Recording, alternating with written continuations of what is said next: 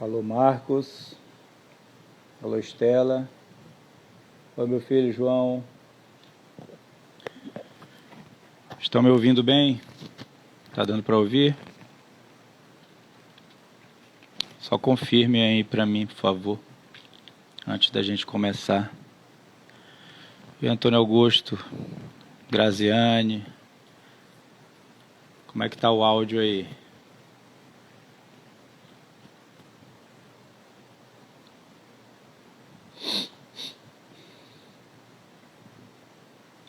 Maravilha, maravilha, maravilha. Deixa eu ver algumas ferramentas aqui. Queria só melhorar um pouco a luminosidade, mas eu acho que tá bom, né? Improvisei um pouquinho aqui.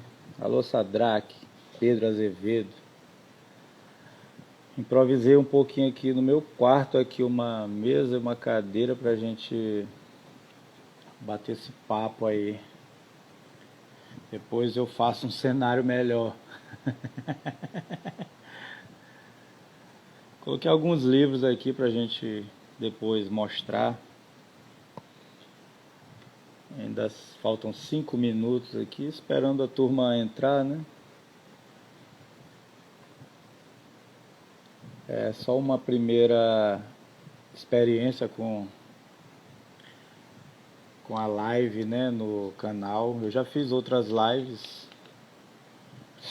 em outros perfis, né? Principalmente no Facebook. Eu mexo muito no Facebook, né? Quem me conhece aqui sabe. Alô, Noemi. Tudo bem, minha querida? E Tony.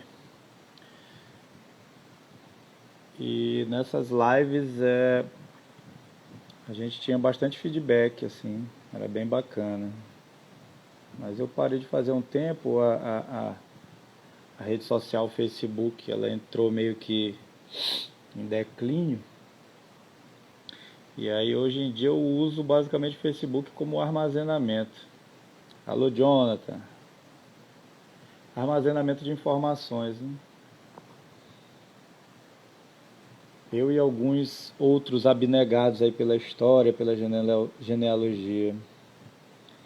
Rocha 013. Alô, galera, vamos entrando aí pra gente. Obrigado, Graziane, obrigado, meu irmão. Minha irmã. É porque esse nome, ele é unissex, né? Eu tenho um amigo com esse nome, Graziane. E agora que eu vi que é uma moça. Valeu, Graziane, obrigado. Alô, Paula.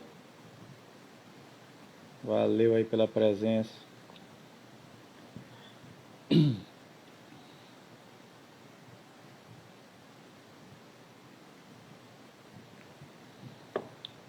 Começar daqui a uns 2 minutinhos, a gente começa a falar um pouco sobre os assuntos. Eu estou tentando adicionar um comentário aqui. Alô, Christopher.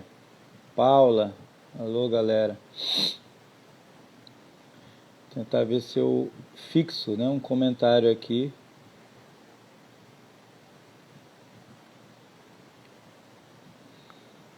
Para ficar como se fosse o tema, né?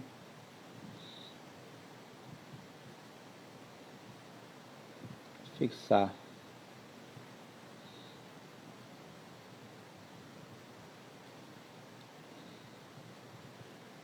Gente querendo entrar na live.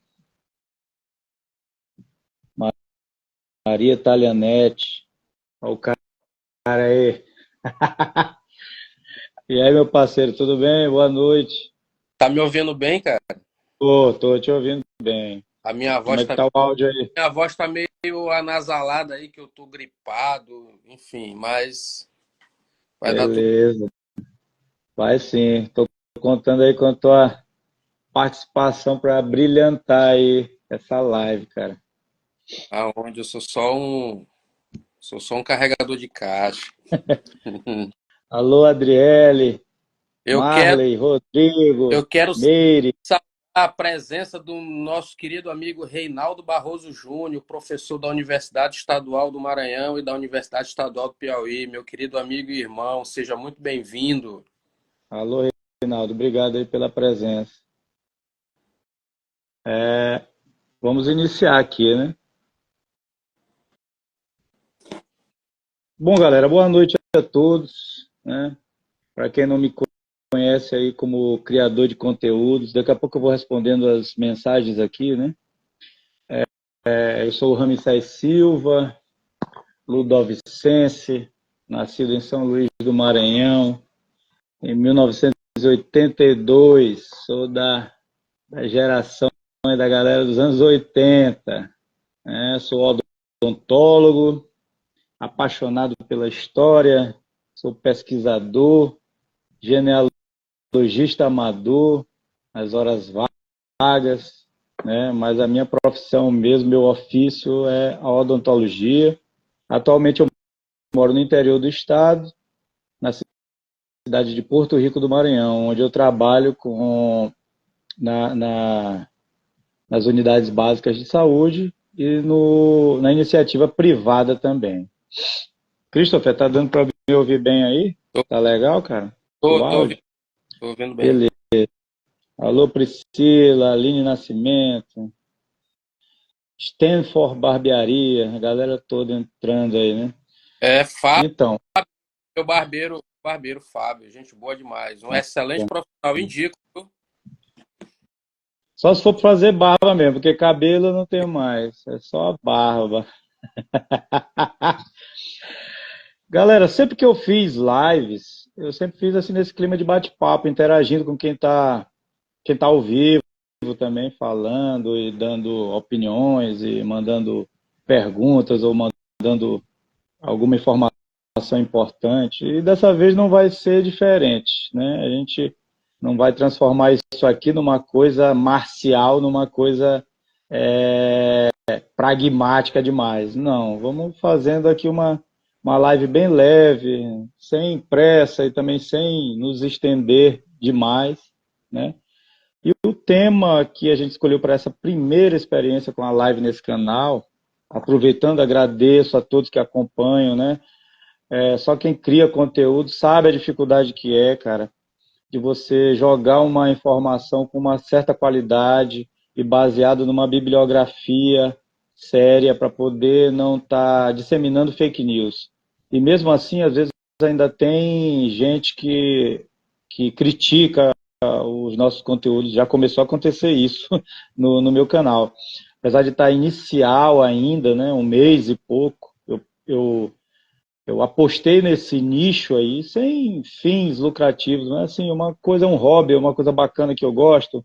O Christopherson também gosta, adora isso, né? E é bacana, a gente nota que as pessoas, elas têm essa necessidade em algum momento da vida de saber sobre as suas origens, né? O ser humano tem essa vontade intrínseca, né? Em algum momento ele vai aflorar isso aí. Então, o conteúdo que eu crio ali, basicamente, é um conteúdo para iniciantes ou para leigos, né? E tem gente que não entende, que chega ali com aquela mentalidade de especialista, de sabe tudo, criticando o conteúdo que a gente tem tanta dificuldade em criar, né? Para não jogar qualquer coisa aleatória.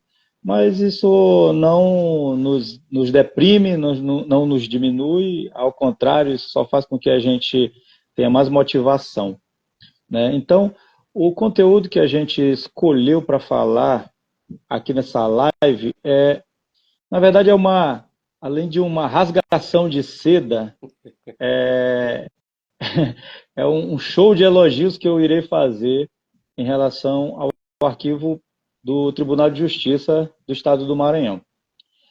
Nós sabemos que todos os estados da federação têm a sua organização arquivística, né? Tem os seus arquivos públicos, tem os seus arquivos dos seus respectivos tribunais de justiça, né? E outros arquivos diversos, né? Tem os arquivos das dioceses, enfim, cada um é uma autarquia independente aí uma da outra, cada um tem um tipo de financiamento ou de captação de recursos. Mas eu vou falar especificamente sobre a realidade do meu estado, que é o Maranhão, né? Que eu conheço presencialmente. Mais específico, o arquivo do Tribunal de Justiça. O arquivo do Tribunal de Justiça do Maranhão, ele fica no bairro da Alemanha, em São Luís, na rua Jerônimo de Viveiros, Viveiros de Castro, né, Cristo? Viveiros de Castro. Castro. Atrás de onde era a vigilância sanitária, antigamente, perto daquele viaduto ali, né? Do lado oposto do Hospital da Criança. Pronto, ali é a referência perfeita. Antiga, atrás da antiga rodoviária de São Luís. Isso. Então, é um lugar que você não necessariamente tem que ter ligações com o tribunal para fazer pesquisas. É um arquivo público, totalmente público e gratuito. Você pode visitar, obviamente, dentro dos horários de visitações estabelecidas pelo tribunal, para fazer a sua pesquisa. Você também não tem o dia inteiro para ficar lá pesquisando, não, mas você vai fazer uma visita prévia, pode conversar com as pessoas responsáveis e demarcar determinados documentos que seja do seu interesse e a partir daí fazer a sua pesquisa, seja com intuito genealógico, com intuito de tese, de dissertação, de TCC. O presidente do Tribunal de Justiça atual é o desembargador Lorisval Cerejo, e a gente tem a maior sorte dele também ser um cara apaixonado por genealogia.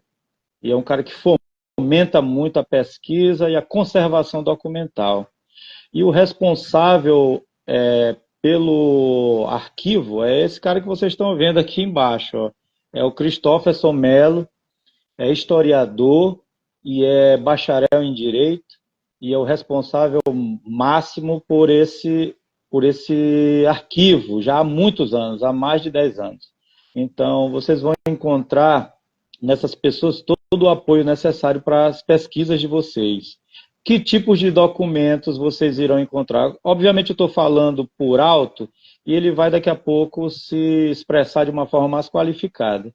Mas o que a gente tem lá à disposição, basicamente são testamentos, inventários, processos cíveis, processos fundiários, esse tipo de documento. Vocês não irão encontrar no arquivo do TJ documentos eclesiásticos, vocês não vão encontrar. Isso é de responsabilidade das cúrias diocesanas, das respectivas cúrias diocesanas das mais variadas regiões do estado, da região nordeste do Brasil. Vocês não vão encontrar registros eclesiásticos, tá? Então, esse tipo de registro de batismo, casamento, óbito, isso vocês têm que ir na cúria diocesana de interesse de vocês, ou pesquisar no site Family Search, que é o site da Igreja dos Mormons, né? A Igreja de Jesus Cristo dos Santos dos Últimos Dias. E ela é responsável pela digitalização, quando lhe é permitida, digitalização de todo esse acervo das igrejas, né? Algumas cúrias diocesanas têm um acesso mais fácil para isso e outras nem tanto. Mas na imensa maioria dos casos eles conseguem a digitalização de várias paróquias, de várias freguesias, e eles têm feito um trabalho maravilhoso no sentido de salvaguardar a memória, não só memória documental brasileira, mas memória documental mundial, né? Então, o que eu tenho para falar inicialmente sobre o arquivo é basicamente isso, porque depois a gente vai abordar outros temas. Então, eu já visitei o arquivo algumas vezes e eu posso lhes dizer que nós temos em São Luís do Maranhão um exemplo de capacidade arquivística lá no Tribunal de Justiça do Maranhão. É uma coisa de primeiro mundo, um trabalho de excelência que vem sendo feito há vários anos, né? Então lá eles recuperam documentos, eles restauram documentos e disponibilizam totalmente organizados esses documentos para a sua consulta. Detalhe, alguns documentos vocês nem precisam ir lá no arquivo para consultar. Vocês podem entrar no site, que agora não me recordo, o Christofferson vai falar daqui a pouco o endereço correto. Você pode botar no Google, Tribunal de Justiça do Maranhão, arquivo. Lá tem a grande maioria desses documentos todos digitalizados e o melhor, já transcritos. Transcrito. Pô, quer coisa melhor do que isso, cara? Não tem, né? Só se der a papa na tua boca para te comer a papa e depois arrotar. Então, é um trabalho fantástico que eles vêm realizando lá, tá? Eles sempre estão se capacitando, participando de eventos nacionais e internacionais nessa área arquivística. Então, eu tenho a agradecer em nome de todos os pesquisadores sérios, né, do Maranhão ou fora do Maranhão, ao trabalho que vem sendo realizado por você, Christopher Melo, meu amigo pessoal, ao desembargador Lorival Cerejo, que é um cara também altamente capacitado e que continue por muitos e muitos anos esse trabalho aí de referência para a nossa região Nordeste. Muito obrigado. Agora fique com as honras, se apresente, fale um pouco sobre o arquivo e daqui a pouco a gente volta e vamos falar sobre assuntos diversos. Bom, gente, primeiramente, boa noite. Quero agradecer ao convite do Ramsés, meu querido amigo Faraó, para quem não conhece, né? Na verdade, falar desse cara ele falou em rasgação de seda. Eu acho que quem rasga seda mais sou eu, porque ele é um cara fantástico, um genealogista como poucos no Maranhão, um cara que tem se dedicado muito à pesquisa, enfim. Eu queria, antes de mais nada, saudar em nome do Paulo Henrique, dos dois Paulo Henrique que nós temos aqui hoje assistindo ao nosso bate-papo, o Paulo Henrique, famoso Paulo Titia, professor, pesquisador da área da segurança pública, um pesquisador dos mais importantes que nós temos hoje no Estado, doutorando do programa de pós-graduação em História da UFMA, e o meu querido PH, que foi meu estagiário lá no arquivo, um, um garoto, posso dizer assim, da nova geração, de muito talento, por quem eu nutro um carinho e uma admiração muito grande, que ainda tem muito ainda para contribuir com a pesquisa também, inclusive genealógica, né? Meu querido amigo Kelson, que está aqui, que é servidor do tribunal também, não trabalha conosco, mas é servidor do tribunal há 18 anos, está aqui presente. Kelson, bom te ver por aqui, meu amigo. E em nome de todos e todas que estão na sala, a gente poder conversar um pouquinho, né? Na verdade, eu queria só fazer pontuar algumas coisas. O atual presidente do tribunal é o desembargador Paulo Velten. O desembargador Lorival Cerejo foi presidente há 2 anos atrás e hoje é o presidente da Comissão de Memória do Tribunal. Então, na verdade, ele já vem atuando desde quando entrou no tribunal nessas atividades que dizem respeito à recuperação e difusão da memória institucional do Poder Judiciário. Eu, para quem não me conhece, eu sou o Christofferson, sou graduado em História pela UFMA, sou graduado em Direito pelo SEUMA, sou mestrando do programa de pós-graduação em História da Universidade Federal e pesquisador da escravidão africana, sobretudo de fluxos migratórios, né, e de tráfico ilegal de África para o Maranhão. No campo profissional, eu atuo há 18 anos no Tribunal de Justiça, sendo 16 deles no arquivo do tribunal. Destes, já tem alguns anos que nós somos o chefe e coordenador do arquivo, né? Basicamente, para quem pesquisa genealogia, eu queria pontuar algumas coisas. As unidades de memória do Estado do Maranhão, sobretudo as arquivísticas, assim como a biblioteca pública, elas formam um tripé. Eu costumo dizer que elas formam um tripé. Arquivo Público do Estado, Biblioteca Pública do Estado e Arquivo do Tribunal de Justiça. Para quem pesquisa genealogia e também outros campos da pesquisa, ou pesquisa do campo historiográfico, a gente tem também o acervo eclesiástico, né? E uma parte deste acervo está no arquivo público do Estado, regido sob a gerência da minha querida amiga Vilma Teixeira, uma pessoa por quem eu tenho um respeito gigantesco, foi minha mentora, né, foi minha mestra quando eu fui estagiário lá, e a biblioteca pública, né? Uma parte do acervo eclesiástico está no arquivo público.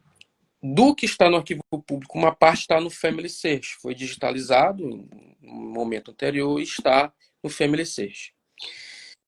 Eu queria dizer aqui, antes de mais nada, que pesquisar genealogia é um trabalho de formiga e que demanda tempo, um esforço hercúleo e muita, mas muita paciência, tá? Eu tenho amigos que são iniciantes na genealogia e eu costumo dar logo um balde de água fria neles, dizendo assim: não acha que vai encontrar tudo, não pense que você vai encontrar tudo no Family Search, porque não vai. O Family é uma ferramenta importante.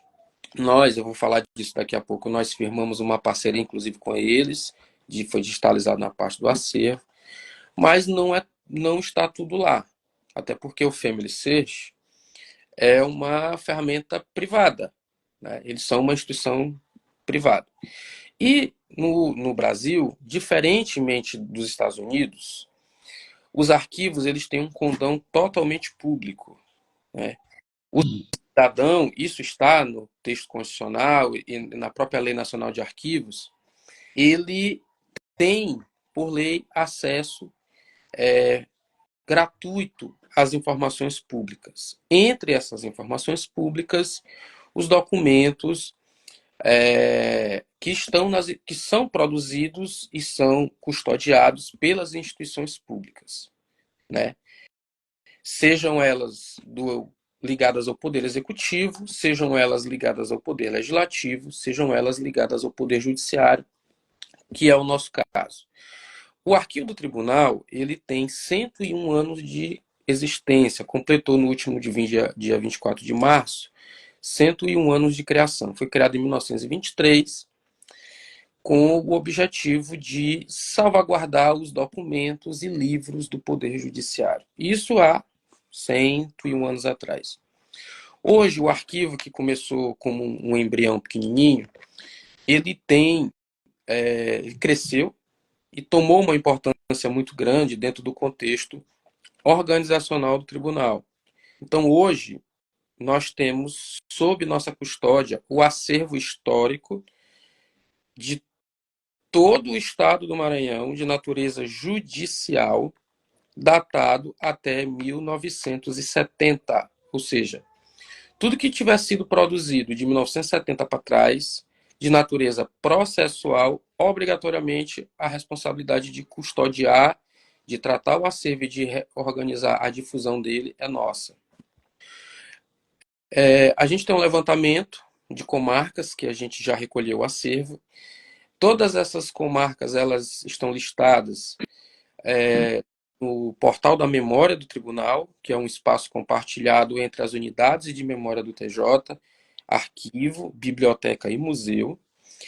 Então vocês podem procurar aí portal da memória TJMA, vai carregar, ou então vocês irem no site do Tribunal de Justiça, no menu gestão vai aparecer portal da memória, vocês entrem lá. O que vocês vão encontrar lá? Vocês vão encontrar botões, dois menus de acesso laterais, um relativo à área do arquivo e gestão documental e outro relativo à área de biblioteca e museu, certo? E botões de acesso, algumas notícias e botões de acesso azuis na parte inferior da tela. Esses botões eles dão acesso ao acervo do tribunal que nós já conseguimos disponibilizar para o público. Eles dão acesso aos livros de cartório que nós conseguimos recolher. E aí eu vou pontuar, nós não trabalhamos com livros de cartório de natureza de registro civil. Nós temos alguns que foram recolhidos, só que a gente está fazendo um trabalho ainda que se iniciou no ano passado e está em andamento, onde nós estamos digitalizando todos os livros de cartório que nós temos. E os livros de registro civil que nós identificamos, o usuário ele consegue ver que existe o livro, mas por razões legais da LGPD e da Lei de Acesso à Informação, assim como da Lei de Registros Públicos, o usuário só consegue acesso ao conteúdo do livro procurando a serventia extrajudicial ao qual ele pertencia. Tá? Vou dar um exemplo. Quem pesquisa sul do Maranhão, por exemplo, a comarca de Carolina, é, é uma das mais antigas. Tá? A Vila de Carolina tem documentos processuais datados desde 1830 e livros também do século XIX, passando para o período do século XX. Nós analisamos diversos desses livros, o trabalho ainda está em andamento. Alguns estão lá disponíveis com link de acesso liberado, outros ainda não estão. Tá? Porque esses livros só podem ser acessados via cartório e o usuário, né, tem que pagar as custas processuais para as custas de busca para o cartório. Entretanto, os livros que nós temos que já disponibilizamos podem ser consultados de maneira gratuita, de forma livre pelo usuário. Tá? Assim também os processos. É importante frisar, e eu vou aproveitar a oportunidade aqui para comentar, para focar num comentário do meu querido amigo Paulo Henrique, do professor Paulo Henrique, e o arquivo do tribunal, nós possuímos hoje mais de 380 mil processos judiciais e aproximadamente 2 mil livros cartoriais no acervo. Nós somos uma equipe de apenas 14 servidores, sendo dos quais a metade já idosa. Então, organizar e disponibilizar esse acervo dentro de um padrão técnico arquivístico, de maneira que o usuário possa ter acesso, é um trabalho que demora. Vocês podem me perguntar quanto tempo demora um trabalho desse. Depende muito do tamanho da comarca que nós estamos trabalhando e do estado de conservação do acervo. O que eu posso dizer para vocês é que entre o recolhimento dos documentos lá na comarca, na cidade, seja Viana, seja Carolina, seja Imperatriz, seja uma outra comarca do Sertão, Pastos Bons, enfim, comarcas que nós visitamos e recolhemos acervo, entre outras tantas, a gente passa, o trabalho ele é dividido em 14 etapas entre o recolhimento e a disponibilização para consulta. Tá? No que se refere aos processos criminais, são processos, Paulo, e a gente já teve a oportunidade de conversar sobre isso em uma outra ocasião, né? Os processos criminais, para fazer a indexação deles, são demorados, né? A gente fez a organização de algumas comarcas num padrão arquivístico antigo. E 3 anos atrás, por força da resolução 324 do Conselho Nacional de Justiça, a gente mudou o padrão de organização do acervo. Né? Inclusive, a gente está entregando para a sociedade produtos novos que são nesse novo padrão arquivístico. Produtos que vocês não encontram neste formato em outros tribunais. Eles estão já disponíveis lá no Portal da Memória, que são os inventários analíticos. Nós começamos com a comarca de Viana. Ele foi dividido em 6 tomos, nós já entregamos 2. Tem um em fase de diagramação e os outros estão em fase de revisão e confecção dos índices, que é um trabalho que demora. Quando nós finalizarmos, a gente vai lançar o de Loreto, será o segundo volume. Depois nós vamos lançar o de Guimarães, será o terceiro. E depois a gente quer fazer o lançamento do de Colinas, que é uma comarca muito desejada, muito procurado, cujo acervo é muito procurado. Quero saudar meu amigo Ocean e os outros amigos que entraram na live. Então, é um trabalho que a gente tem realizado, que é um trabalho de formiga. Eu queria muito ter mão de obra suficiente para que nós pudéssemos avançar da maneira mais rápida possível na organização e disponibilização desses documentos.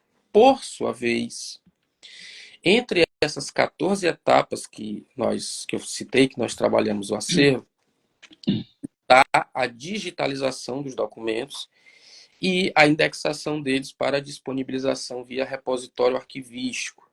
O repositório arquivístico do tribunal ele pode ser acessado de duas formas.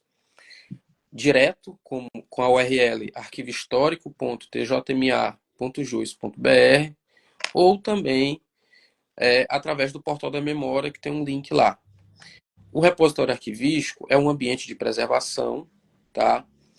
Que foi instituído por força também da Justiça, que nós implantamos, e que será o futuro da pesquisa, não só no TJ do Maranhão, mas em todos os tribunais brasileiros e nas instituições arquivísticas sérias, né, deste país, será o futuro. Ele já é presente e será ainda mais, será o futuro e será para daqui a, não vou dizer muito, não posso projetar prazos, mas nós estamos alimentando esse repositório.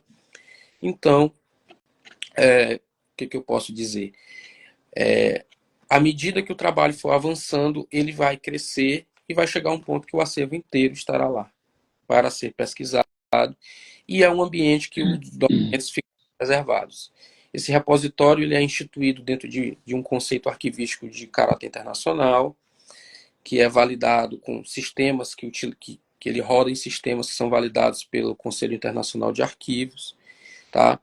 E os documentos, quando são indexados, que é o trabalho que tu citaste, Ramsés, tu falaste de transcrição, e aí eu, para finalizar essa primeira parte aqui da nossa conversa, eu vou falar do instrumento, tá? O inventário analítico, que é um instrumento de pesquisa que nós estamos publicando, estamos lançando, né, que nós implantamos e estamos lançando, ele é, na verdade, uma ferramenta de acesso ao acervo que trabalha junto com o repositório digital, onde os metadados desses documentos eles são todos indexados lá.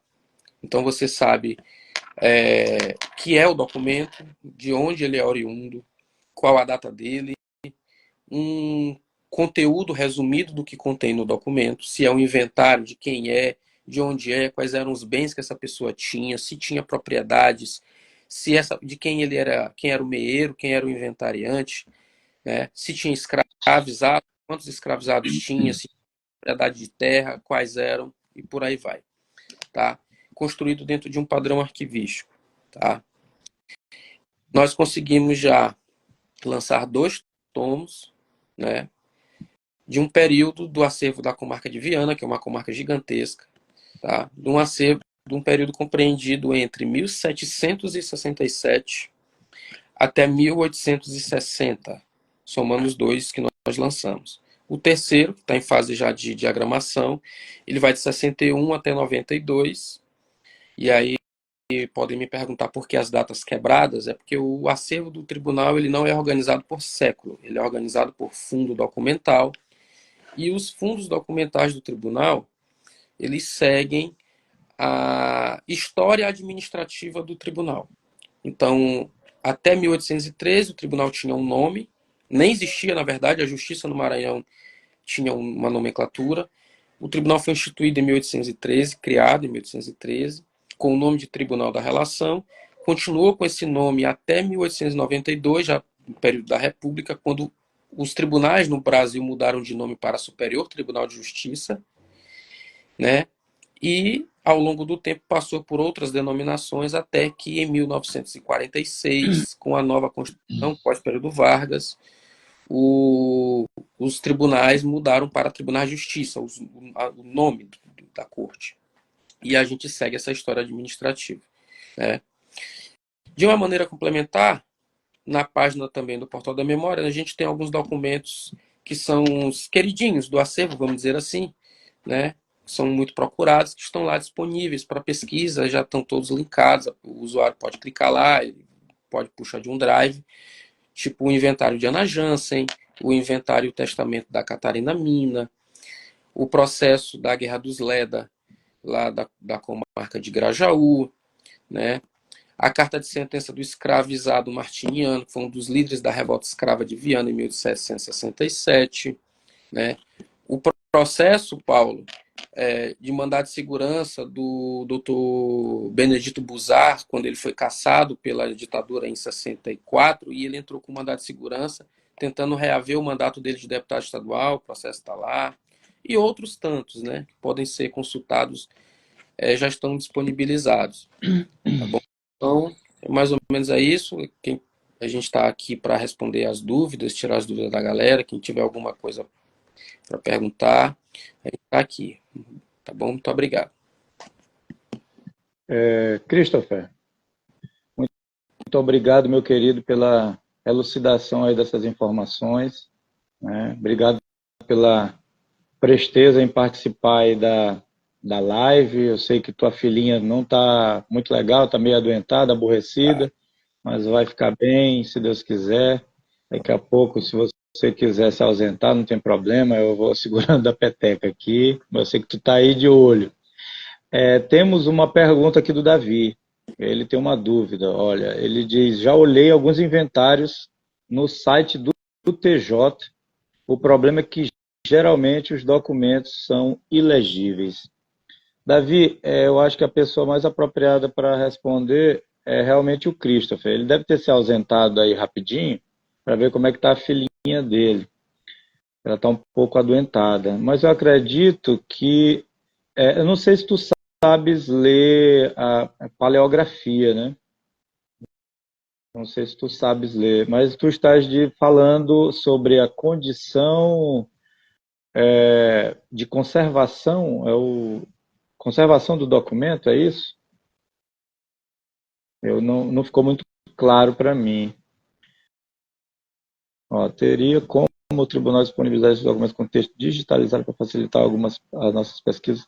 Eu acho que alguns documentos eles disponibilizam mesmo só digitalizados, não transcritos, né? Pelos motivos que o Christopher já expôs aí, por conta da mão de obra pequena e, por vezes, composta de pessoas que já estão em fase de aposentadoria. E aí, então, a produtividade acaba sendo comprometida. Então, eu acredito que nem todos os documentos estão transcritos, obviamente, né? Mas essa primeira pergunta tua é que não ficou muito clara. Só me diz aí se o problema, quando tu acessas lá, é a questão da conservação, porque assim, quando eles disponibilizam, geralmente o documento já foi tratado, já foi melhorado da melhor forma possível. A questão é que quando eles recuperam também esses documentos, alguns estão em estado deplorável, cara.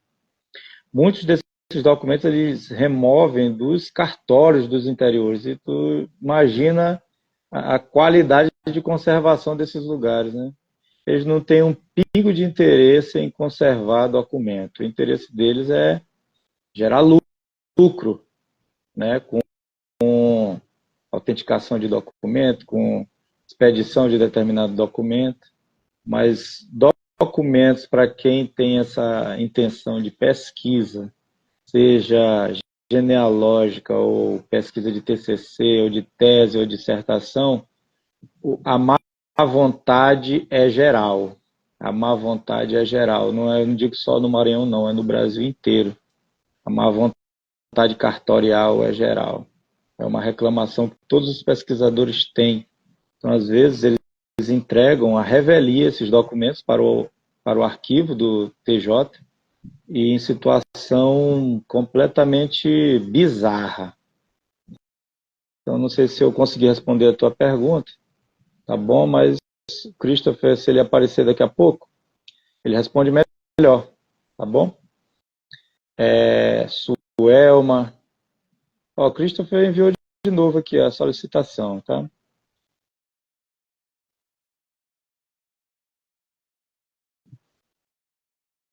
Manuel. Oi, Valeu, Jean. tá ouvindo? Eu tô te ouvindo, mas tu não apareces aqui na tela, Não apareço? Interessante que o vídeo para mim aqui aparece normal. tá? Manda outra solicitação. Deixa eu ver aqui. Eu Peraí. vou. Não, vai dar certo, calma aí. Uhum. Eu tô te ouvindo, só não tô te vendo. Não dividiu aqui a tela novamente, porque eu não sei. Pode ser que seja a internet também. Não sei. A minha aqui tá até razoável. Quero aproveitar a oportunidade aqui para saudar Hugo Enes, nosso querido Hugo, foi estagiário do arquivo, um historiador também da nova geração de muito talento, trabalha no Museu do Tribunal, tem feito um trabalho excelente lá. Vou tentar aqui Não, tu estás como se já realmente estivesse aparecendo. Pois é, Mas não, bora não está fazer o. aparecendo Carregou aí de novo? ainda não. Peraí. Pode ser a internet. É. Ó, Davi está falando que ele pesquisou sobre o inventário do famoso Inácio Facundo Só Cotrim, uma né? pergunta aqui para a gente continuar. Davi, você está me vendo? Vamos ver se ele está vendo. Senão a gente desconecta e conecta novamente. Faz de novo. Dos vídeos. Ó, o Hugo está dizendo que está aparecendo. Então, beleza. Então, Ó, vamos ótimo, vamos falando. lá pelo famoso inventário do Inácio. Bem, gente, é o seguinte: existem questões que, por razões éticas, eu não posso comentar. Tá? Espero que vocês compreendam. O que eu posso dizer para vocês, se vocês estiverem ouvindo, é que quando nós recolhemos o acervo das comarcas, em muitas situações o acervo está em condições extremamente críticas de conservação. Fazer a recuperação de processos judiciais de natureza histórica é um procedimento muito caro, a depender do tamanho do documento, ou seja, da quantidade de páginas que esse processo ou este livro tenha. A recuperação de um único documento pode chegar a custar 40, 50 mil reais. Tá? Um único documento. O que é que nós fizemos ao longo dos anos no tribunal para tentar resolver essa questão? Nós reorganizamos a estrutura física do arquivo de forma a aparelhá-lo com dois laboratórios. Um laboratório de digitalização, tá? Nós temos dois scanners de alta resolução e também com um laboratório de conservação de documentos. Tá? Esse laboratório de conservação, ele funciona de maneira que nós consigamos fazer a conservação preventiva dos documentos. Quem é da área arquivística, sobretudo que trabalha com acervo de natureza permanente histórica, sabe que a restauração de um documento é sempre a última coisa a se fazer, justamente pelo custo. E esse dinheiro ele sai do bolso do contribuinte. Tá? Nós fazemos diversas outras coisas para evitar o perecimento do acervo, controle de temperatura, controle de umidade, o acondicionamento correto do acervo para que ele não crie microclima dentro de uma caixa. O que, que é isso? Aquela umidade que você abre a caixa, ela está molhada por dentro. O arquivo do tribunal ele tem controle de temperatura e de umidade 24 horas por dia, 7 dias por semana. O processo, o inventário do Inácio Facundo Cotrim, de 1795, foi localizado pelo desembargador Lorival Cerejo. Se eu posso falar de público, porque né, é um fato conhecido. Foi localizado nos fundos do velho cartório de Viana, num depósito, junto com outros documentos. Ele colocou no carro dele, trouxe para São Luís e entregou para o arquivo fazer o tratamento. Ponto. O documento foi digitalizado na situação que se encontra, foi higienizado, foi digitalizado, mas ainda será alvo de restauro. Tá? Ainda será alvo de restauro. Se vocês tiverem acesso ao repositório digital do tribunal, vocês vão ver que a comarca de Viana, os documentos mais antigos, é a primeira que está subindo. Está lá os documentos. E vocês vão ver que tem documentos lá que estão restaurados, que foram restaurados. Esse do Inácio Facundo foi um dos que não foi feito ainda, mas ainda será feito. Respondendo ao Davi, tá? Sobre a questão da transcrição dos documentos. Veja, o tribunal, o arquivo do tribunal, melhor dizendo, não faz pesquisa para terceiros. Nós não podemos fazer pesquisa para terceiros.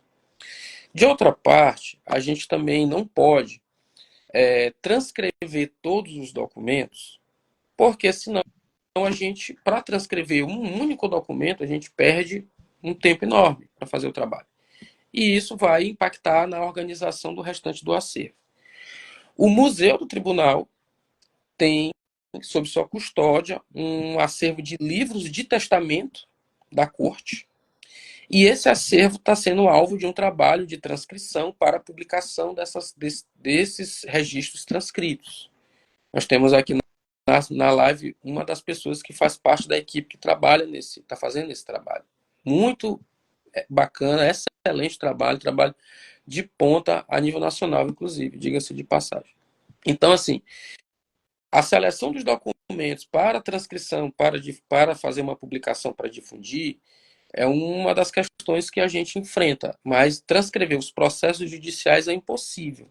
O que nós divulgamos é os metadados, as informações de cada processo. E aí o usuário, o pesquisador, enfim, ele vai, à medida do que ele precisa, ele vai e acessa o documento. Tá bom? É isso. Obrigado. Christopher, só um minutinho. Tá me ouvindo? Tô ouvindo. Vamos fazer o seguinte, vamos desconectar e conectar novamente, porque eu não estou tendo contato visual aqui contigo. O pessoal tá, mas eu não estou. Aí na hora que eu for baixar esse vídeo e jogar em outras plataformas, vai ficar só eu aqui balançando a cabeça, entendeu? Tu tens ainda paciência para participar mais um pouquinho? Tenho sim. Vou só sair, todo mundo está sabendo, tá, galera? Vou só sair aqui, nós vamos sair e eu vou abrir novamente essa live para ver se separa aqui a tela. Tem mais uma pergunta aqui no privado que me fizeram, eu vou repassar aqui para o Christopher, ele vai saber responder. Só um minutinho, vou logo voltar.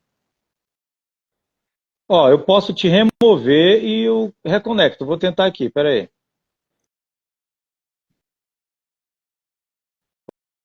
Pronto, eu removi. Agora eu vou tentar ver se eu convido novamente. Pronto, convidei, vamos ver. Sem precisar desconectar nada. Tu ativaste o vídeo aí, mas ainda não apareceu aqui, cara.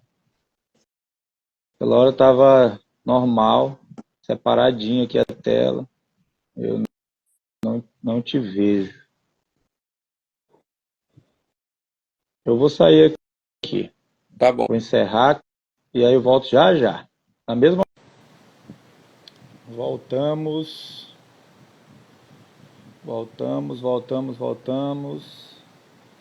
Esperando aí a turma entrar. E o Christopher também entrar para que a gente continue com o papo.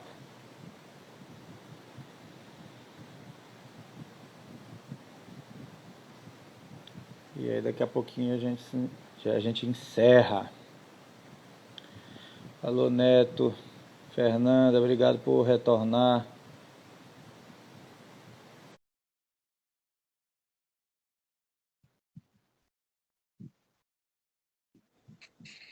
E agora, tá me vendo? Tá ouvindo também?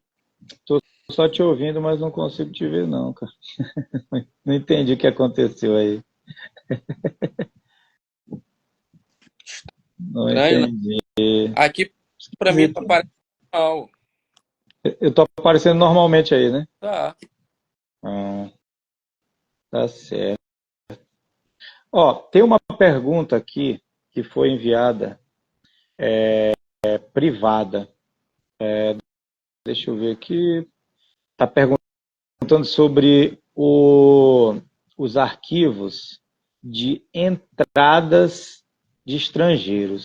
Eu acredito que isso fica no arquivo público do Maranhão, o pouco registro que deve ter em relação a isso. Na seção de... Porque a pessoa é descendente de libaneses e está perguntando sobre isso. Não, olha, veja só, como o Poder Judiciário ele é uma instância onde os documentos são produzidos, eu digo os processuais ou cartoriais, a partir da provocação de terceiros e sempre da querela entre ou o Estado e o indivíduo ou entre dois indivíduos, então esse tipo de documento, por sua natureza, ele não é do judiciário, certo? Então ele sempre será do Poder Executivo e, por tabela, competência do Arquivo Público do Estado. Por isso é que eu falei no começo da nossa conversa que arquivo público, biblioteca pública e arquivo do tribunal formam um tripé, porque os acervos eles se complementam. Você nunca vai encontrar tudo que você quer somente em um único equipamento de memória. Você vai encontrar uma parte na biblioteca pública, outra parte no arquivo do tribunal, se existir, e uma parte no arquivo público. Vou dar um exemplo para vocês. A Ana Jansen, nos jornais, na hemeroteca digital, tem muita coisa, né? Muitas matérias de jornal que tratam dela. E no arquivo do tribunal nós temos o inventário dela. Então, para quem trabalha com a personalidade a pessoa da Ana Jansen, a figura da Ana Jansen, certamente vai ter que cruzar esses documentos, tanto da biblioteca pública quanto do tribunal. Tá bom? Consegue, não está me vendo mesmo não, né, Ramsés? Não, de jeito nenhum. Estou tentando ver se eu te desconecto e aí conecto de novo. Hugo, Talvez seja conexão mesmo. Hugo, tu tá vendo nós dois ou tu tá só me vendo ou só vendo só o Ramsés? Então vou convidar uma outra pessoa e vou ver aqui, ó. Tem o Dom que acabou de entrar aqui, ó. Ele enviou uma solicitação. Vou ver aqui se eu consigo colocá-lo aqui. Ó, o Hugo tá dizendo que olha nós dois, ó. Certo. Beleza, Hugo. Ó, eu estou tentando colocar o Dom no teu lugar, mas eu não consigo. Ó. Ele ativou Ó, o vídeo, abriu aqui lateralmente aqui, ó. o Dom, né? Eu não E consigo.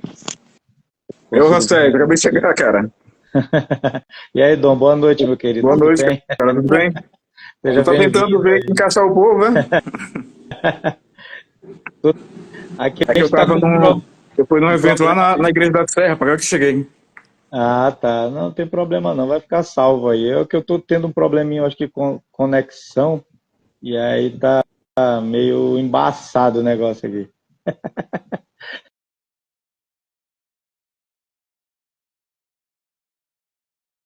Pessoas, é simultâneo. Aí tem que É, ver a configuração, se realmente tá ok para poder encaixar essas quatro. não, eu tava só eu e o Christopher aqui, tava só dois, tava normal, aí depois caiu Deu um e seus. aí ele não conseguiu mais voltar, assim, eu escuto vocês, mas eu não tô vendo vocês aí, de jeito nenhum. O engraçado, aqui aparece só eu, mas tu não está aparecendo, tá escuro. É, e eu tá esquisito aparecendo. aí, não sei se... Alguma coisa está acontecendo, alguma coisa estranha. É, meu Deus, são os mortos que a gente vive mexendo com eles aí, estão se Pois vingando aí é, nesse então, momento aí. alguma coisa vai acontecer. Cara, e rapaz, eu tô aqui tentando encaixar também uma live lá no perfil. E aí eu vou te convidar pra gente bater um papo. Apesar que eu não saber porcaria nenhuma sobre genealogia, mas eu acho que a história social, a história enquanto ciência, a gente tem essa conexão. E Com talvez saia algumas certeza, histórias boas. com E tem como sair história certeza. boa, né? Pera, Enfim. vou tentar ver se eu mexo aqui nessas configurações aqui rapidinho, porque assim, senão a gente perde o time, né? Tava tão legal aqui a live, né? Então o pessoal começa a sair e vai ficando uma coisa monótona. Mas Mas enfim. enfim, Então, certo. eu vou sair, então. Eu vou sair, tu verificas aí qual é o problema. Mais Tá. fácil, não?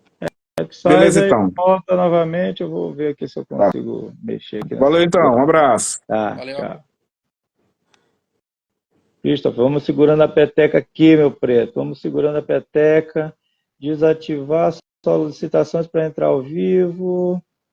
Eu vou desativar e aí vou ativar de novo. Espera aí.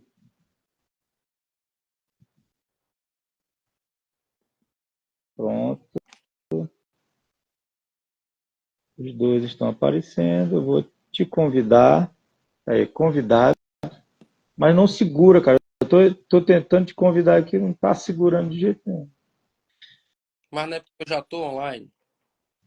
É, mas tá esquisito isso aqui, tá esquisito. Eu vou botar na internet da Claro aqui. Eu acho que tem alguma coisa a ver com a Wi-Fi. Porque na internet da Claro aqui continua do mesmo jeito. Coisas da tecnologia. Tem que reclamar com a Meta. Que a ferramenta Rapaz, tem que reclamar com esses caras. Pois é, enfim. Eu acho que a gente passou o recado, né? Foi muito proveitosa essa primeira live aí do canal a respeito desse primeiro assunto, que foi o arquivo do TJ, para quem não conhecia e para quem quer conhecer. Christopher, fala aí para a turma aí quais são os horários de funcionamento do arquivo. Bom, o arquivo funciona de segunda a sexta, de 8 até às 18. Mas, geralmente, os pesquisadores, a gente pede para, quando tem pesquisador, a gente pede para encerrar às 17, que é para poder dar tempo da pessoa se organiza, faz aquela última organizada nos papéis ali, e para poder a gente conseguir organizar as coisas para fechar o arquivo às 18, tá? É, O acervo que está ainda, não precisa fazer agendamento, Davi, tá? Não precisa agendar por e-mail, não precisa ligar, né? Basta chegar, que tem um espaço lá, uma sala ampla, com mesas disponíveis para consulta, e a gente está sempre por lá, não apenas eu, mas os outros colegas servidores estão lá para ajudar, para orientar no que for necessário, tá bom? Eu quero aproveitar aqui a oportunidade, eu quero mandar um abraço muito especial para o meu querido amigo Irami, um dos maiores artistas que nós temos nesta cidade, nesse estado, autor de grandes obras. Irami, um abraço, meu irmão. Prazer ter notícia tua. aproveitar a cancha que tu estás falando aí de obras, né? De arte. Eu vou apresentar duas obras aqui de dois artistas que eu também considero muito bacanas, muito especiais. Eu tenho aqui um quadro do Danilo. Olha aí, só que coisa bonita. Esse quadro é do Danilo Cardel. Danilo Soares Cardel. Procurem Bonito. aí nas redes sociais, no Instagram, Danilo Soares Cardel. Ele é artista plástico da Bahia, lá de Salvador, um cara muito bacana, tem uma formação acadêmica muito legal, e esse quadro eu adquiri dele há um tempo atrás, há uns 2 anos atrás. Sigam aí o Danilo Cardel, ele tem dois perfis, é um da Galeria Cardel e Danilo Soares Cardel, são dois perfis no Instagram. E outra obra,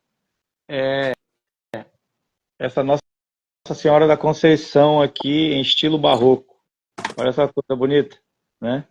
Essa obra é do Eduardo Sereno, que é um escultor maranhense, né?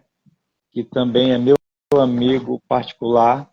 Ele tem várias esculturas espalhadas pela capital do Maranhão, como o Anjo do bairro do Anjo da Guarda, a dona Corina, vendedora de pirulito artesanal, e alguns santos nas igrejas, santos em cemitérios, e ele também faz esse tipo de obra maravilhosa que vale a pena mostrar de novo. Sigam lá, Eduardo Sereno Escultor. Eduardo Sereno Escultor no Instagram.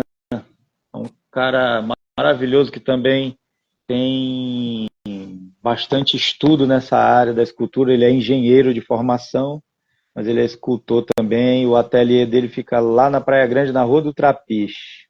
Então sigam ele nas redes sociais e mantenham-se informados sobre o que ele anda produzindo. Eu, Eu, eu posso pode falar. aproveitar a oportunidade também aí, Ramsés, para Pode falar. fazer uns informes. Hugo, confirma para mim, o evento vai ser no dia 8, a exposição? Por favor.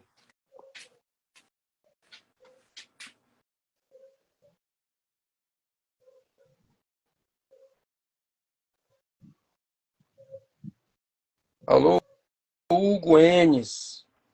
Alô, Moser, meu amigo lá de Cedral, Antônio Corrêa. Deixa Dia eu 8 no fórum. Dia 8. Exato. Pois é isso que eu queria. Já que estamos falando de obra e de pesquisa genealógica também, por tabela, eu quero falar de 4 coisas aqui. Minto, 3, na verdade. Vou fazer propaganda do trabalho do meu querido amigo Gairo Garreto, autor desta magnífica obra. Ele é descendente da família Garré, que tem origem catalã, e no Maranhão criou raízes ali na região de Brejo, Mata Roma, Napurus, né? Ele é descendente, essa família é descendente de um antigo capitão de navios que virou traficante de escravizados para o Maranhão. Uma obra, uma pesquisa maravilhosa, muito robusta. A gente teve a oportunidade de contribuir um pouquinho com a pesquisa dele. Um livro excelente, recomendo, tá? Falar um pouquinho, fazer uma propaganda aí própria também dos trabalhos do próprio tribunal. Esse é o nosso produto novo, o inventário analítico de documentos, que a gente está entregando para a sociedade.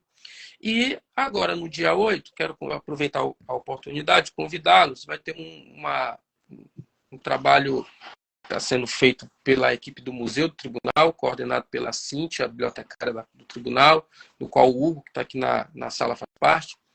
Eles vão fazer uma exposição na galeria do Fórum para fazer o lançamento desses trabalhos aqui. Tá? O livro verde da Casa de Suplicação, que é um livro de leis, que é o Tribunal da Relação do Maranhão, quando foi criado, recebeu esse livro. Tá? O original dele está no Museu do Tribunal, um livro lindo, por sinal. Esse livro foi todo transcrito, digitalizado pela equipe do museu, tá? Um trabalho maravilhoso. E este livro aqui, Por Carta de Mercê, que trata das biografias dos desembargadores do tribunal, tá? Também um trabalho de pesquisa profundo feito pela equipe lá do Museu do Tribunal, tá? Um trabalho excelente que vai ser lançado, já foi lançado, vai ser relançado na exposição.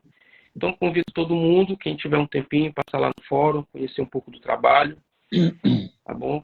É uma excelente dica para segunda-feira, tá bom, gente? Obrigado. Muito bom, muito bom. Só para a gente encerrar, Cristo, ainda não vai não, para a gente sair todo mundo junto aqui, apagar as luzes, todo mundo junto, irmos dormir e nos prepararmos aí para o dia seguinte de trabalho. O canal Ramsés Silva Genealogia, ele não tem pretensões de limitar seu conteúdo à genealogia maranhense, não. Que alguns já me perguntaram sobre isso, né?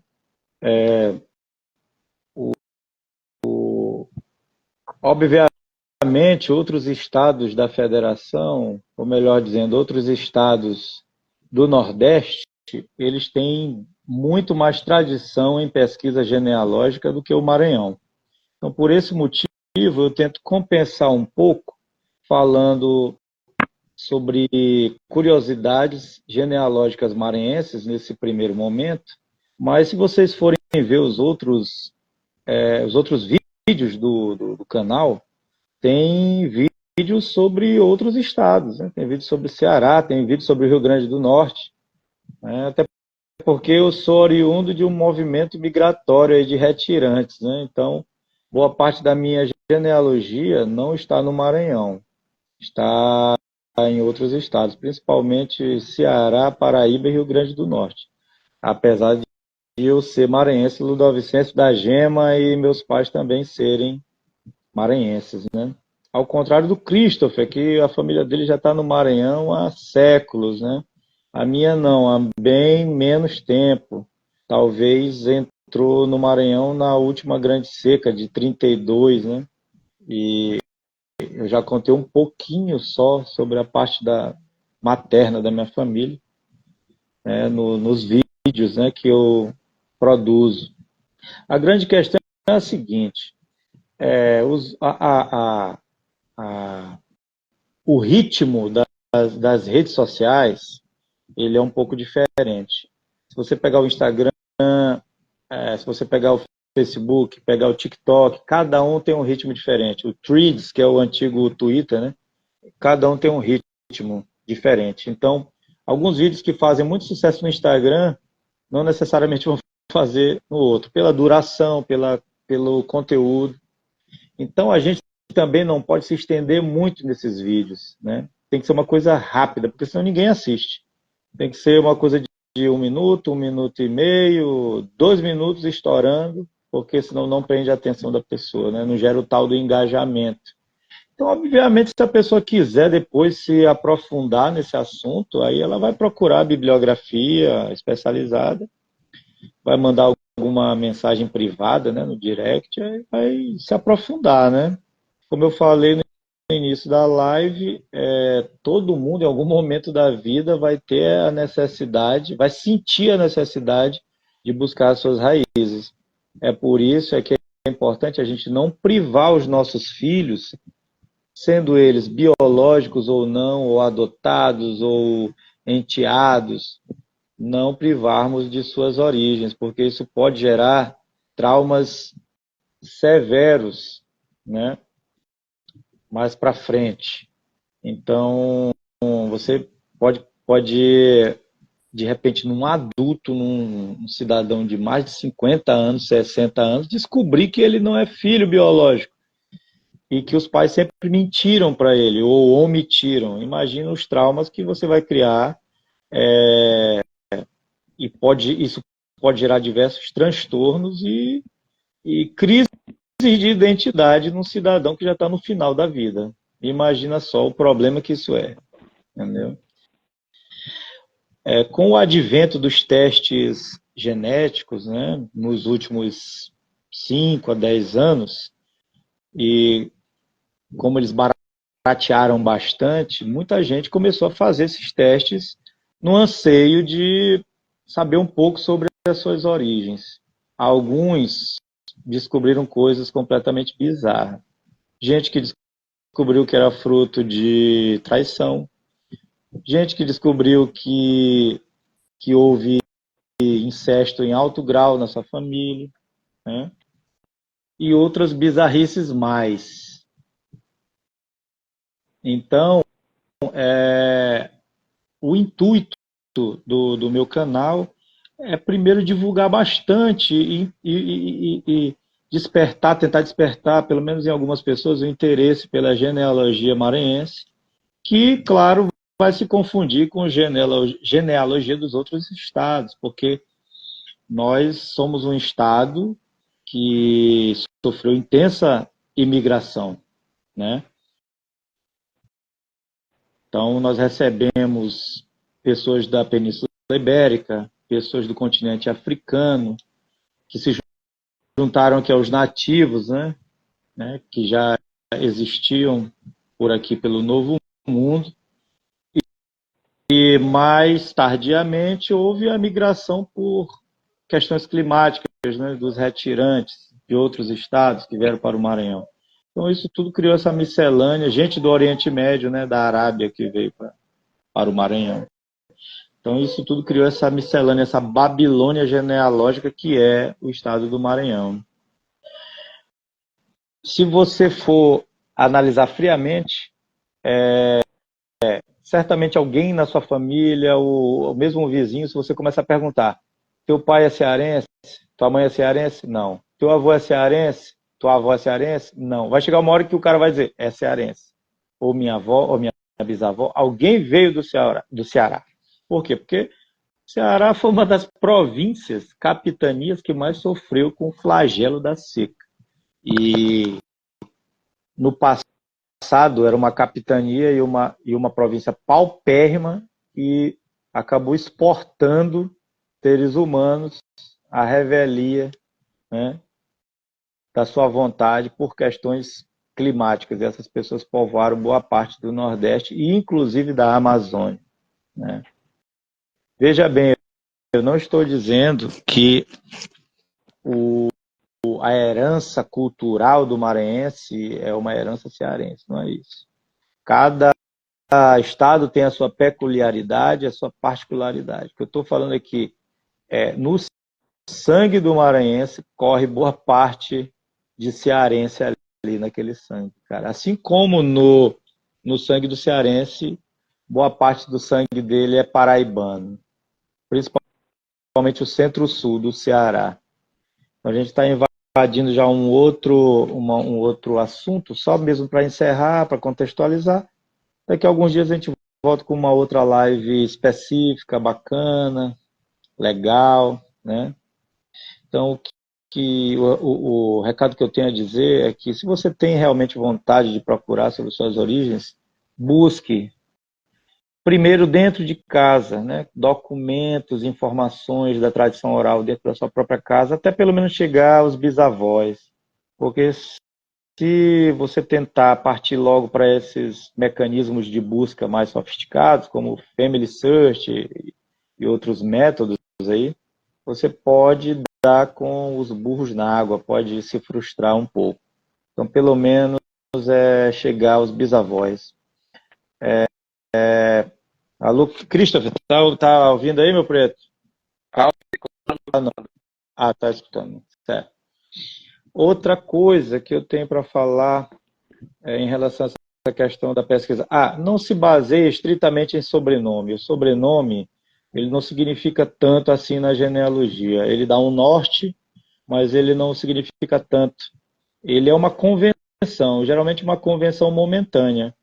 Então, por exemplo, um avô pode dar um sobrenome para um neto como uma homenagem a si próprio. Então, o neto vai ter o sobrenome dos avós e não dos pais. Então, já cria um imbróglio danado. Não se baseie muito em sobrenome, não. Por exemplo, meu nome é Ramsés, olha só, um nome egípcio, Ramsés, de Souza Silva, os nomes mais brasileiros que a gente pode imaginar, os sobrenomes mais brasileiros, né? Então, se eu retroceder algumas gerações, poucas gerações para trás, já vira completamente o contrário. Já vira Rocha, já vira Freire, já vira Prado, já vira Soares, Godinho, já vira um monte de outras coisas que não o Souza Silva. Então não se baseie muito nisso, não. Se baseie primeiramente em documento. Documento ainda não deixou de ser o meio principal de você descobrir os seus ancestrais.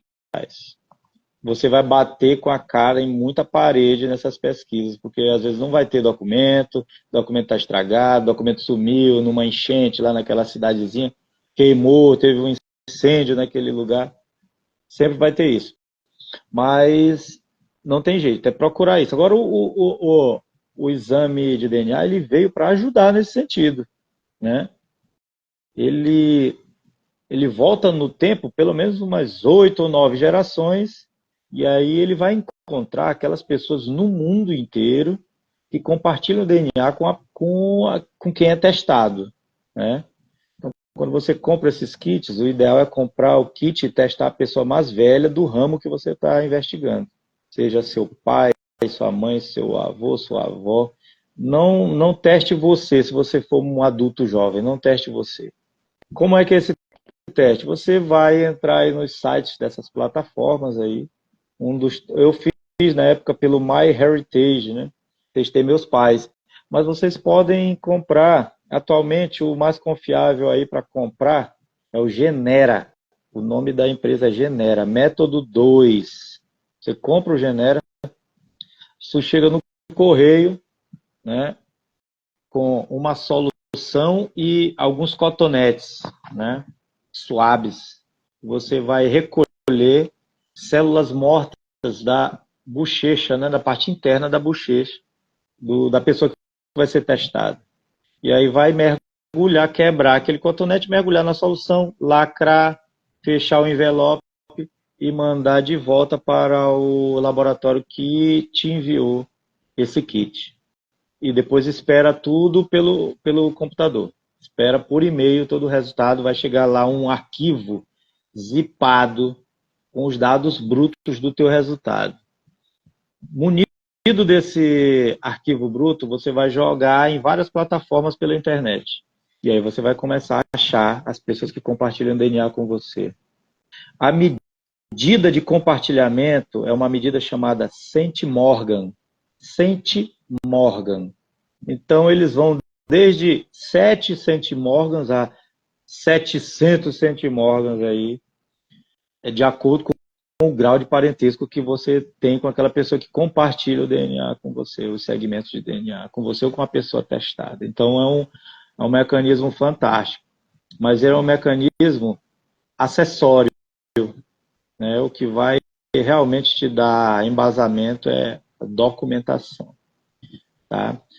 Então, acho que basicamente esse é o recado que a gente tinha para dar para vocês. Acho que tudo ficou elucidado, né? Tem alguns livros aqui feitando a mesa, mas não dá tempo para a gente conversar sobre isso.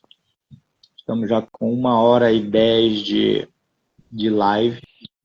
E o que eu tenho realmente é agradecer pelo carinho de todos. O nome do laboratório é Genera, método 2. Algumas pessoas, a gente olha o Janderson Mafra, algumas pessoas a gente olha o sobrenome, a gente já dá um certo parâmetro. Por exemplo, a Leila Medeiros, que acabou de perguntar aí sobre o teste. Eu não a conheço, mas certamente ela tem ancestrais na região do Seridó Potiguar, né? Que é a família Medeiros, é originária de lá, dos irmãos Sebastião e Rodrigo Medeiros, né, que vieram dos Açores e se radicaram naquela região no século XVIII. Então ela pode dizer alguma coisa aí, se ela tem ancestrais por ali, por aquela região, da Paraíba, Rio Grande do Norte, e eu não a conheço, tá? Só pelo sobrenome, alguns a gente consegue falar. Ximenes é outro sobrenome que Batata. O cara falou para ti, sou Ximenes, aí tu, cara, tu é da região de Sobral e região ali, tu é descendente de tal cidadão. E quanto aos documentos referentes à imigração para o Estado, eu acho que já foi respondido. Isso aí é do arquivo público, tá? Lá, te lembras que eu te mandei um documento? Aquilo é do arquivo público, tá? Eu acho que lá que tem esses documentos de imigração, entrada portuária e etc. Leila, Medeiros do teu esposo. Então, o teu esposo é lá, tá? Alguma coisa tem de relação com o Seridó, teu esposo, né? Pode não ser nessa geração agora, mas pode ser de 5, 6 gerações para trás. Medeiros vem de lá. Isso aí é batata. Certo, certo, certo. Como 2 e 2 são 4.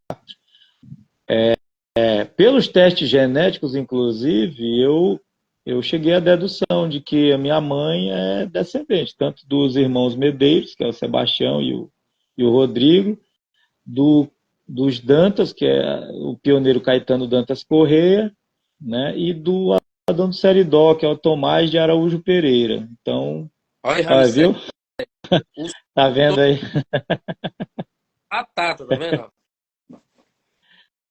Aí, o pai dele que é do Rio Grande do Norte. Pronto, ó. Tá vendo aí, Leila? Nem conheço teu esposo, nem te conheço. Mas a gente vai por repetição, né, Christopher? A gente vai... Chega uma hora que a gente já viu aquele sobrenome, já sabe de onde é a região. Gonçalves, Jean Carlos Gonçalves. O Gonçalves ele já é mais complicado de você delimitar uma origem, né? Tem os Gonçalves daqui do litoral ocidental do Maranhão, que é o pessoal da família de Jadson Passinho Gonçalves. Tem Gonçalves de São Luís, né? Que o José Gonçalves da Silva, o Barateiro. Tem Gonçalves de todo jeito. Tem Gonçalves de Coroatá. Então, é praticamente impossível, assim como o meu Souza Silva é impossível de rastrear. Então, gente, eu acho que basicamente era esse o recado. Não sei se ficou legal a live. Eu fiquei aqui sem ter a divisão da tela, mas depois a gente vai aprimorando essas coisas e vai dando tudo certo. Era basicamente para ter esse primeiro contato, né, de conversas com calma, com bastante conteúdo. O futuro, talvez um podcast, quem sabe, né? Mas aí, nos próximos dias, eu vou continuar fazendo lá os meus vídeos, né? Bem curtos, sintéticos, para tentar somente dar aquela introdução e a pessoa vai interagindo do jeito que puder, tá bom? Muito obrigado. Daqui a pouco eu volto. Quem vai fazer as considerações finais agora é o Christopher. Valeu, obrigado. Eu quero só agradecer o convite, poder estar aqui conversando com vocês. O arquivo do tribunal está aberto para todo mundo. Procurem-nos lá, ou no portal da memória do tribunal. Sigam o Instagram do arquivo, né? Arquivo_TJMA. Sigam-nos lá. Quem quiser seguir no nosso Instagram aí também, quiser mandar uma mensagenzinha, quem sabe tem alguma dúvida sobre um acervo de alguma comarca, que a gente pode, de repente, dar uma dica, uma orientação, tá bom? E é isso, tá bom? Obrigado aí pela oportunidade e a gente está aqui à disposição.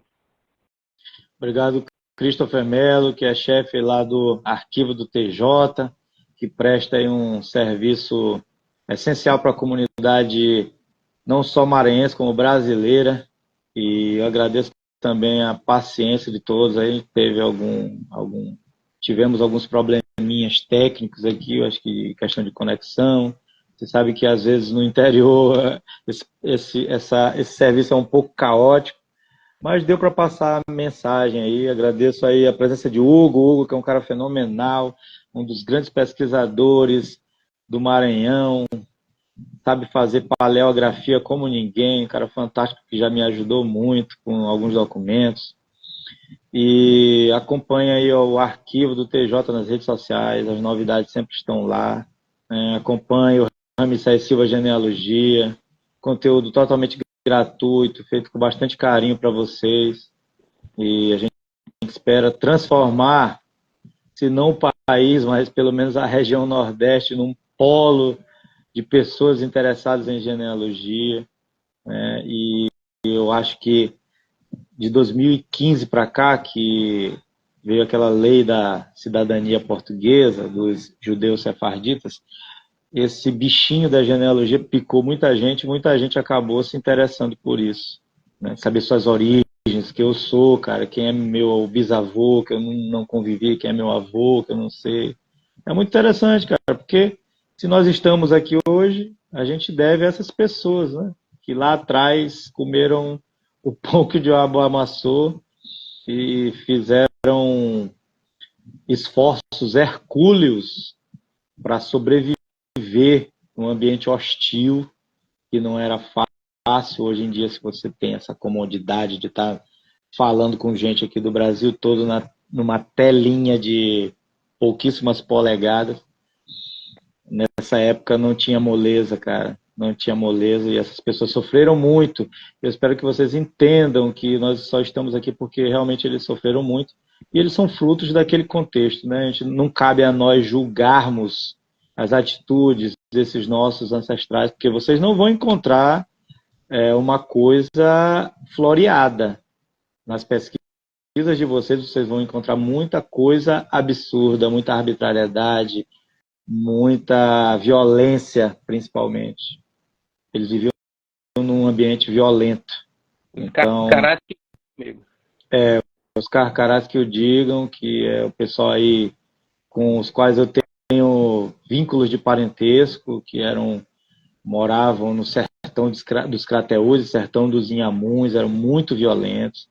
Depois eu ainda vou fazer vídeos sobre essas questões familiares aí, mas sempre com muito respeito, a gente não pode julgar essas pessoas.